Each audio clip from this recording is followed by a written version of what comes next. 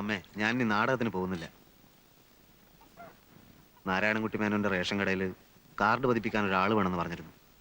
ശമ്പളം കുറച്ചേ ഉണ്ടാവും, എന്നാലും സ്ഥിരമായിട്ടൊരു വരുമാനമാവുമല്ലോ. മാത്രമല്ല, കുറച്ചു കാലം കഴിഞ്ഞാൽ അതിന്റെ നടത്തിപ്പ് നമുക്ക് കിട്ടുമോ നോക്കാം. നാടകം നിർത്തുമെന്ന് പറയുമ്പോ നിനക്ക് അതൊന്നും സാരമില്ലമ്മേ. അച്ഛനെ സഹായിക്കാൻ ഞാൻ ആലോചിച്ചിട്ട് വേറെ മാർഗമൊന്നും കാണുന്നില്ല.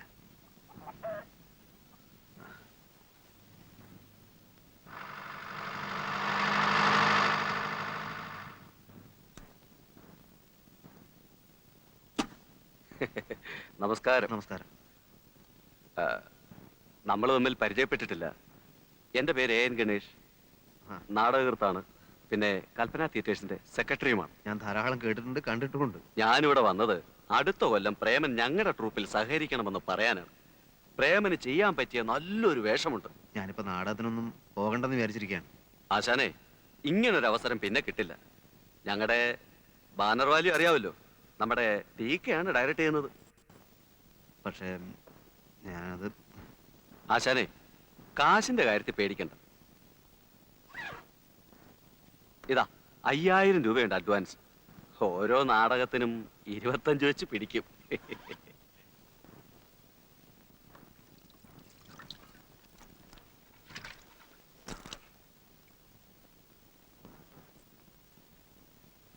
ബാങ്ക് ഉദ്യോഗസ്ഥന്റെ കണ്ണില് നാടകക്കാരൻ വെറും 7-ആം കൂലിയാ. 5000 രൂപയുണ്ട്. ഇതങ്ങോട്ട് കൊടുത്തേക്കച്ചാ. സംശയിക്കണ്ട, കട്ടതും പിടിച്ചു പറിച്ചതൊന്നുമല്ല. വേണമെങ്കിൽ ഇനിയും എനിക്ക് സംഘടിപ്പിക്കാൻ പറ്റും, പറഞ്ഞാ മതി. വേണ്ട, അത്രയും രൂപ ഉണ്ടാക്കാൻ ഞാൻ മതി. അച്ഛന് സുഖമില്ല. ഈ അവസ്ഥയിൽ മേലണെങ്കിൽ ഒന്നും ചെയ്യരുത്. അറിയാം, അന്യരോട് വാങ്ങാം. സ്വന്തം മക്കളോട് കാശ് വാങ്ങിക്കുന്ന ഏർപ്പാട് ഞാൻ നിർത്തി. പെട്ടെന്നൊരു ദിവസം നീയും ചോദിക്കലടാ, എന്റെ കാശ് എവിടെയെന്ന്. ഞാൻ... വേണ്ട, മൂത്തവൻ എന്റെ ശത്രുവായി. പൈസയുടെ പേര് നീയും എന്നെ വെറുക്കുന്നത് എനിക്ക് വിഷമമുള്ള കാര്യം മോനെ.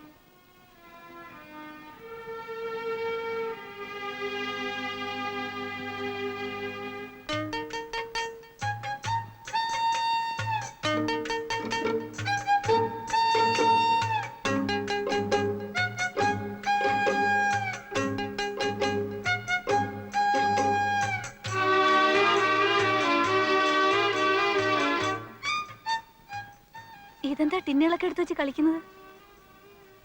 ചെലവ് അങ്ങോട്ടൊന്ന് ചുരുക്കാന്ന് വിചാരിച്ചാൽ. എടി, ഇത്രയും ടിന്നും നമ്മുടെ മോൻ കഴിച്ചാണോ? ആണോടാ? നീയും ഇടയ്ക്കെടുത്ത് തട്ടുന്നുണ്ട്, അത് തന്നെ കാര്യം.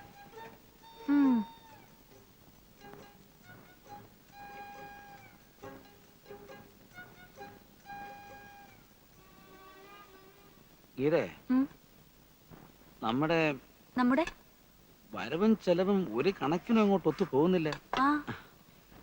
കഴിഞ്ഞ മാസത്തെ ശമ്പളത്തിൽ ഒറ്റ പൈസ ബാക്കിയില്ല. ഇതിങ്ങനെ പോയി എവിടെ ചെന്നെത്തും? ഒരു വീടായാലും അങ്ങനെയൊക്കെ തന്നെയാ. പുസ്തകത്തിലെ പോലെ അല്ലല്ലോ ജീവിതത്തിലെ കണക്ക്. എടി, പഞ്ചാര എടുത്തിട്ട് കൊട്ടാതെ ഒറ്റ പൈസ കൈ നിൽക്കുന്നില്ലെന്ന്. ഒരു കാര്യം ചെയ്യാം, അടുത്ത മാസം പോലെ ഞാൻ കിട്ടുന്ന ആഴ്ച നിന്നെ അങ്ങ് ഏൽപ്പിക്കാം. നീ എങ്ങനെങ്കിലുമൊക്കെ നോക്കി അങ്ങ് നടത്തും. ഇതിപ്പം മനസ്സിലുണ്ടായിരുന്ന സമാധാനവും പോയി. എല്ലാവരും ഒന്നിച്ചിരുന്ന കാലത്ത് സമാധാനം ഉണ്ടായിരുന്നു അല്ലേ?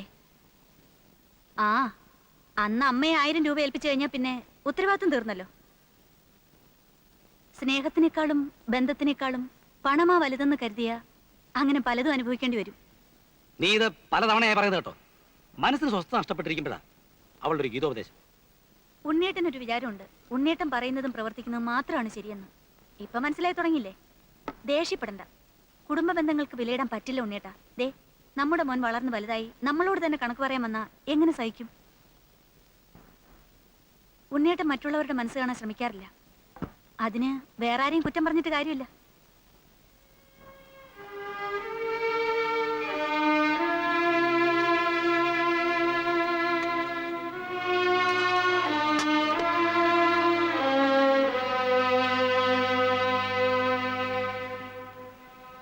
നീയെങ്കിലും എന്നെ മനസ്സിലാക്കാത്തത്.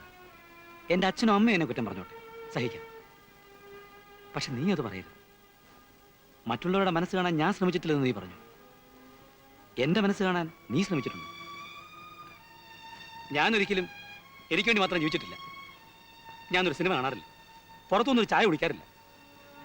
എടി, പാൻറ് ഷർട്ടിടാൻ എനിക്ക് ആഗ്രഹമായിട്ടല്ല. ഞാനിടുന്ന തുണിക്ക് മീത്ത 100 രൂപയാ. എന്തിനാ? ആർക്കു വേണ്ടിയാ? ഞാൻ അല്പം ബുദ്ധിമുട്ടിയാലും നാളെ നിങ്ങൾ വിഷമിക്കാതിരിക്കാം. എനിക്ക് മനസ്സിലാകുന്നില്ല പോലും.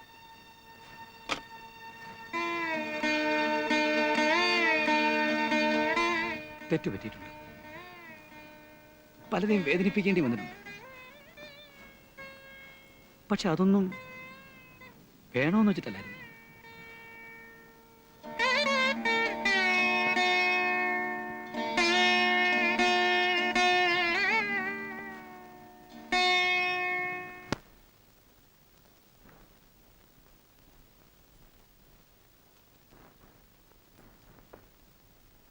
അമ്മണി,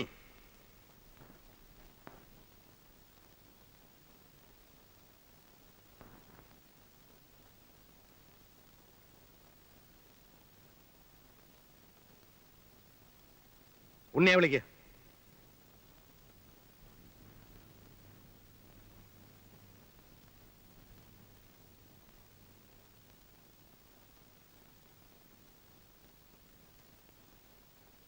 ദാ 25,000 രൂപ അതിന്റെ പലിശയുണ്ട്. സംശയം ഉണ്ടോ എണ്ണി നോക്കാം.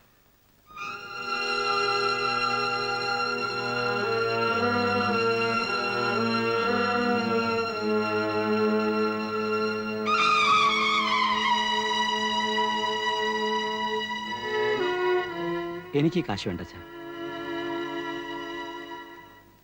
എനിക്ക് ഒരുപാട് അബദ്ധങ്ങൾ പറ്റിയിട്ടുണ്ട്. അച്ഛൻ കഴിഞ്ഞെല്ലാം മറക്കണം. അതൊന്നും എനിക്കറിയണ്ട. എന്റെ വാക്ക് ഞാൻ പാലിച്ചു. ഇനി നിന്റെ വാക്ക് നീ പാലിക്കണം. പോകുമ്പോ നിന്റേതായിട്ടുള്ള എല്ലാം ഇവിടുന്ന് കൊണ്ടുപോവാം. നിന്റേതല്ലാത്തത് ഒന്നും ഇവിടുന്ന് എടുക്കാൻ പാടില്ല. നിന്റെ ചേട്ടൻ ഇന്ന് ഈ വീട് ഒഴിയാണ്. അവൻ പോയതിന് ശേഷം എന്നെ വിളിച്ചാൽ മതി.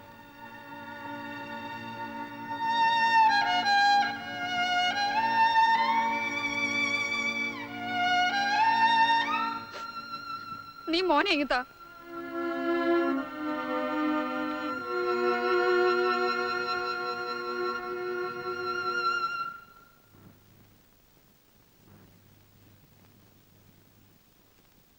എല്ലാം അറിയാവുന്ന ആളാണെന്ന് കരുതിയിട്ടാ ഞാൻ ഇത്ര നാളൊന്നും മിണ്ടാണ്ടിരുന്നത്.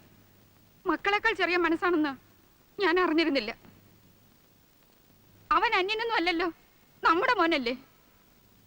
അവനായിട്ട് ഒന്ന് മാപ്പ് പറഞ്ഞിട്ടും നിങ്ങളുടെ വാശി മാറിയില്ല. ആരോട്? നമ്മൾ ഓമനിച്ച് വളർത്തിയ നമ്മുടെ മോനോട്. നിങ്ങൾ പറഞ്ഞില്ലേ അവൻ്റെതായിട്ടുള്ളതെല്ലാം എടുത്തോണ്ട് പോകാം, അല്ലാത്ത ഒന്നും എടുക്കരുതെന്ന്. ഇത് ആർക്ക് അവകാശപ്പെട്ടതാ? അവനോ നമുക്കോ? അവന്റെ കുഞ്ഞാണിത്, പക്ഷെ നമ്മുടെ പേരക്കുട്ടിയാ. നമ്മളെ മുത്തശ്ശിന്ന് ആദ്യം വിളിക്കേണ്ടത് ഇവനാ.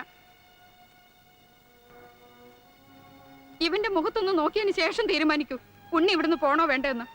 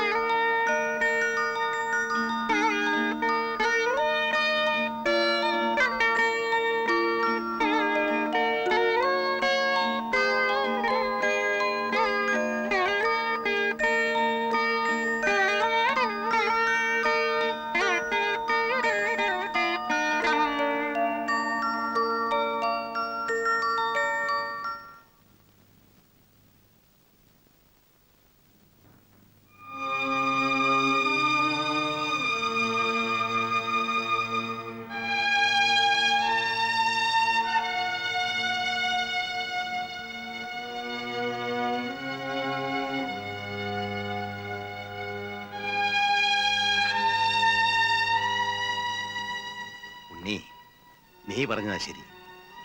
തെറ്റ് നിന്റെ ഭാഗത്ത് മാത്രമല്ല, ഞാനും ക്ഷമിക്കാൻ തയ്യാറാകേണ്ടതായിരുന്നു. നമുക്ക് കഴിഞ്ഞതെല്ലാം മറക്കാം.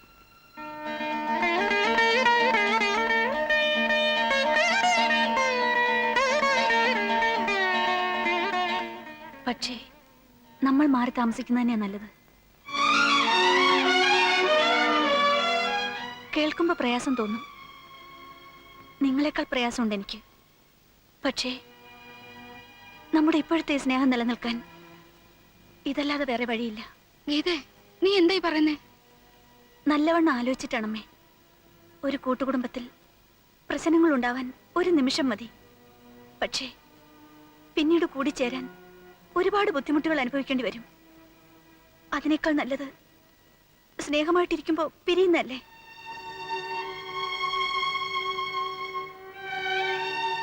മോളെ, നമ്മൾ ഒരുമിച്ചിരിക്കാൻ ഏറ്റവും കൂടുതൽ ആഗ്രഹിച്ചോളല്ലേ നീ? അതെ അമ്മേ.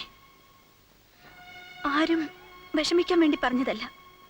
ഓരോരുത്തർക്കും അവരുടേതായ കാരണങ്ങളുണ്ടാവും. ഏതായാലും ഇപ്പൊ എല്ലാം കഴിഞ്ഞു. നമ്മുടെ മനസ്സുകളൊക്കെ ഒന്നായി. ഇനി ഒരുമിച്ച് താമസിച്ചിട്ട് വീണ്ടും ഇതുപോലെ എന്തെങ്കിലും പ്രശ്നങ്ങളുണ്ടായ അത് ഇനി എനിക്ക് സഹിക്കാനാവില്ല. മോളെ, അച്ഛൻ വിഷമിക്കരുത്.